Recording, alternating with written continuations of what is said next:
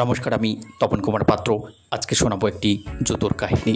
অবশ্যই আপনারা চ্যানেলটিকে লাইক, সাবস্ক্রাইব এবং শেয়ার করে দেবেন। একটি জুতো আমাদের জীবনের কীভাবে কাহিনীর মোড় ঘুরিয়ে দিতে পারে সেটি অনুভব দিয়ে শুনবেন, তবেই আপনারা বুঝতে পারবেন। জুতো ছেঁড়া হয় তখনই যখন জুতোটি আর তার কার্যকারিতা থাকে না, কিন্তু কার্যকারিতা একটা সময় ছিল, তখন আমরা তাকে সপাটে ব্যবহার করেছি। রাস্তাঘাট, কাদা, কাঁটা সব কিছু অতিক্রম করতে সাহায্য করেছে আমাদের এই জুতো। তারপর যখন সে ধীরে ধীরে বার্ধক্যে পরিণত হয়ে গেল, সে যখন আর সহ্য করতে পারল না, তখন সে ছিঁড়ে ফালা হয়ে গেল। আর তখন তার নাম দিই আমরা ছেঁড়া জুতো। এই ছেঁড়া জুতোটিকে আমরা কি করি? কোথাও একটা ফেলে দিই, কিংবা এমন একটা জায়গায় রেখে দিই যেখানে আমাদের আর কোনো প্রয়োজন নেই। তেমনি এই সমাজে কিছু মানুষ রয়েছে যারা নিজেদের উন্নতি করতে কিছু মানুষকে ব্যবহার করে, তারপর তাদেরকে অস্বীকার করে কিংবা তাদের সঙ্গে সম্পর্কগুলোকে ছিন্ন করে চিরতরের জন্য।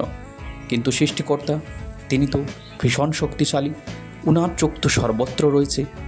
দেখা যাচ্ছে ওই মানুষটি ছেঁড়া জুতো চেঞ্জ করে যেরকম বাজার থেকে নতুন জুতো কিনে নিয়ে আসে, তেমনি এখনকার মানুষগুলোও কিন্তু নতুন নতুন বন্ধুবান্ধবকে জুটিয়ে নেয় তার জীবনে, যারা কিন্তু প্রকৃতপক্ষে তার স্ট্রাগলের কাছে ছিল না, তারা স্ট্রাগলের পরে এসেছে। কিন্তু সে মানুষটি ভুলে যায় যে মানুষটি স্ট্রাগল করছে ওনার জন্য, সে যতই দূরে থাক না কেন, সে মানুষটি কিন্তু এর জন্য কোথাও না কোথাও ভেবে চলেছে। আর যে মানুষগুলো সাকসেসের পরে এসেছে, তারা কিন্তু আজ ওর কাছে আছে বা আপনার কাছে আছে। একদিন দেখা যাবে আপনার চেয়ে কাউ বেশি বা বড় কিছু পেলে তারা কিন্তু আপনার কাছ থেকে চলে যাবে। তখন কিন্তু আপনার জীবন নেমে আসবে এক গভীর শূন্যতা। তখনই বুঝতে পারবেন ছেঁড়া জুতোর মর্ম কী। তাই প্রকৃত বন্ধু এবং প্রকৃত সহকারী বা প্রকৃত সাপোর্ট যারা করে আপনাকে জীবনে, তাদের সঙ্গে কোনো দিন খারাপ ব্যবহার করবেন না।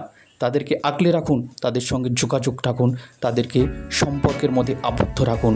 সেটাই হবে ভগবানের আশীর্বাদ। আশা করি ছোট্ট কথা আপনাদেরকে বোঝাতে পারলাম। যদি ভালো লাগে এই ভাইটিকে অবশ্যই আশীর্বাদ করবেন, চ্যানেলটিকে সাবস্ক্রাইব করবেন। সবাই ভালো থাকবেন।